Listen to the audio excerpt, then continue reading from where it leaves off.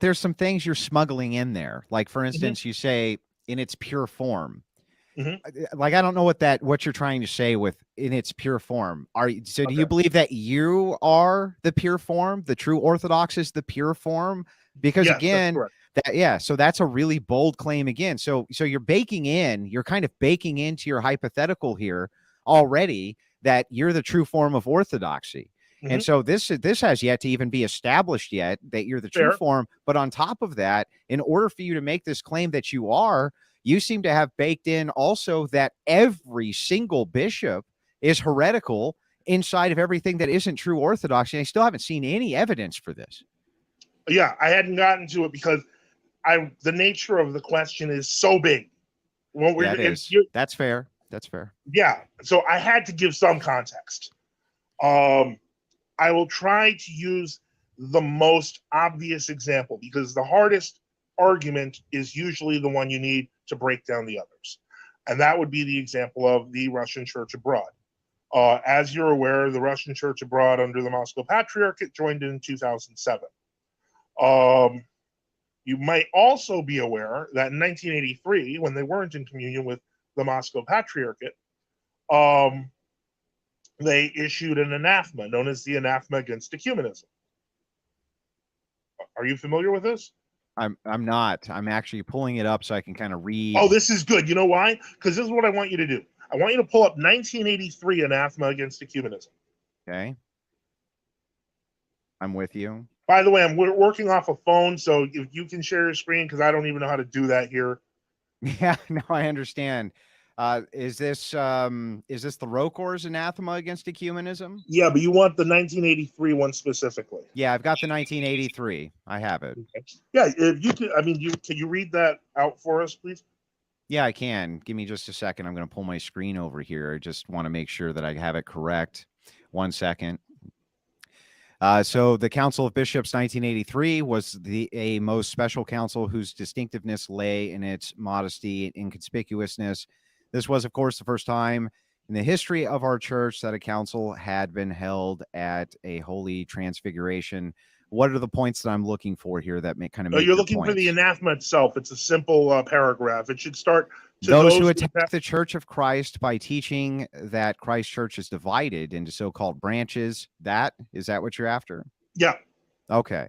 So what this says is those who attack the Church of Christ by teaching that Christ's church is divided into so-called branches, which differ in doctrine and way of life, or that the church does not exist visibly, but will be formed in the future when all branches or sects, denominations, and even religions will be united into one body, and who do not distinguish the priesthood and mysteries of the church from those of the heretics, but say that the baptism and Eucharist of heretics is effectual for salvation.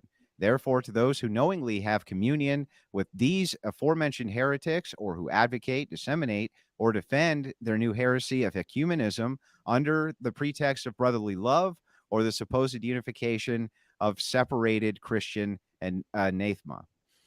That's what it says. Anathema, yeah. So basically, the reason I'm bringing this up is because you'll notice, and I'm going to have to pull up the text here, but at least we're working with the same text here. So I'm going to see if I can, get the new anathema. Hold on one moment. Sure. It's in one of my chats. This is important.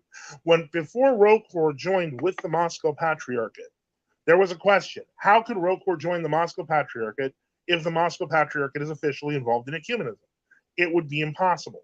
In fact, in 2001, you can even find a deposition by Bishop Gabriel of the ROCOR on YouTube, where he explains, well, the anathema would have to be thrown away because otherwise we'd fall under it. And so that was the basic position. But let me see if I can pull this up in history here, because basically what happened was this. It kind of all went quiet.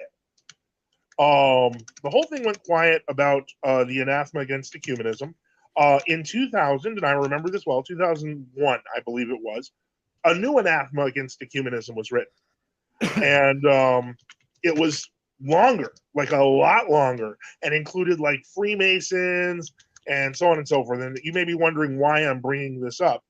Hold on. The reason why is because the text inexplicably became much, much longer, and nobody understood why. And now, give me just a moment. I will explain. If we go to the Jordanville version of the Anathemas on the Sundays of Orthodoxy, if you can type in, Google in Jordanville Anathema, and that should pull it up as the first response. Okay. So, okay, great.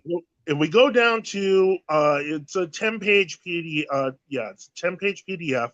You go down to page 13-page PDF, and you go to page 10.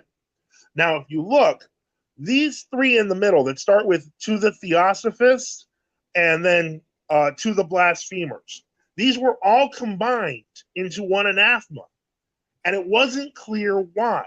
Nobody understood why they were suddenly talking about theosophists and Masons and occultists. There was no idea what was happening until after the union, because now it still looks like you have the ecumenists, right? They're there on the third paragraph. What did they change? Once you look at it in the Jordanville version, you can actually see that there's a line missing. And that line specifically, and I can pull up the 1980, I have to pull up the 1983 anathema, is incredibly important. That line, what's that line? Is, as you probably have both of them now, those who knowingly have communion with these aforementioned heretics. That line was taken out. But nobody noticed because they just shoved all this text in, this giant wall of text, but they had taken out knowingly have communion with the aforementioned heretics, thus opening the door to communion with ecumenists, because officially it was no longer in the anathema. Yeah, but so I'm looking at these two documents, and in the Jordan document, it does appear that they actually expanded the definition for what ecumenism even was. And then massively expanded it, in fact. Now, you can quibble kind of over this line or split hairs over the line, but the thing is it does seem like it's pushing an anti-ecumenism message, regardless of that line being in there. Right. That seems like it's splitting hairs quite a bit. Here's the reason it's important. Because as long as you keep the line, those who knowingly have communion with those aforementioned heretics, you cannot be in communion with people who follow ecumenism. So in other words, they had to remove that line, and it was done in a really sloppy manner that, to be quite honest, even most true Orthodox didn't even figure out. They were like, why are they just making this gigantic thing? But it was not what they added, it was what they removed. And nobody but this seems like such a bizarre argument to me, because the Jordan document greatly expands on what this heresy and ecumenism is. Why would the intent of that to go ahead and be ecumenist then? That doesn't even make sense. Because as long as you're not condemning the ecumenists directly in the hierarchy, which is what the anathema is supposed to do to begin with, you don't fall under it. So in other words, if the original anathema says you can't even commune with ecumenists, then for all intents and purposes, if you commune with an ecumenist, it's okay as long as it's not in the text. However, with it in the text, it becomes obvious that you can't commune, say, for example, with the Moscow Patriarchate. Now, that's the most recent example.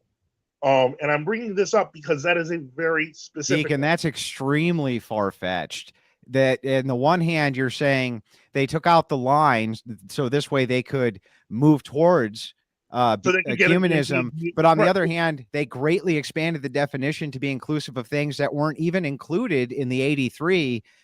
That seems like it's hair splitting to a degree. You can't possibly justify your schism based on this, or the schism based on this. Could you? Well, certainly I wouldn't judge the entire world's division based on that. That's not what I was trying to do. Okay. I was trying to make an example specifically with ROCOR. But since you brought it up, it actually has relevant application.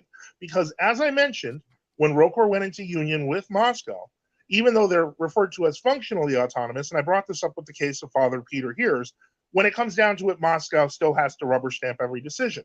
This was proven with the Havana Declaration in 2016. Are you familiar with it? I'm not, no. Okay.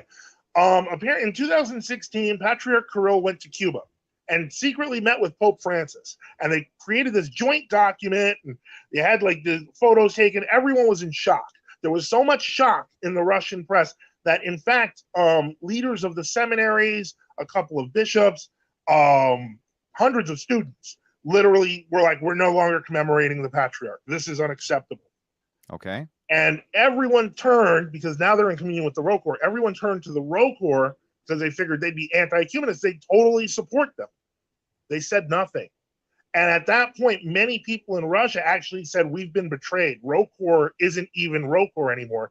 This is the anti-ecumenism they taught us, and now they won't even stand up for us. And eventually all those people were either removed or they got, deposed, or they got kicked out of this. In other words, all the protesters were taken out because ROCOR couldn't do anything, just like they can't do anything with Father Peter.